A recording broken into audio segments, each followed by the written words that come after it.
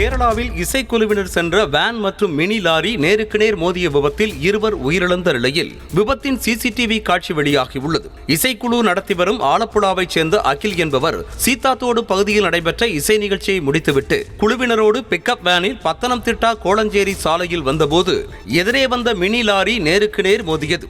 இதில் mini lorry சாலையில் தலைகீழாக கவிழ பிக்கப் வேன் அப்பளம் போல நொறுங்கியது. இதில் அகில் மற்றும் மினி லாரி ஓட்டுநர் அஜித் ஆகிய இருவரும் சம்பவ இடத்திலேயே பரிதாபமாக உயிரிழந்தனர். காயமடைந்த சுர்ஜித் மருத்துவமனையில் சிகிச்சை பெற்று வரும் நிலையில் போலீசார் இந்த விபத்து குறித்து விசாரணை மேற்கொண்டு வருகின்றனர்.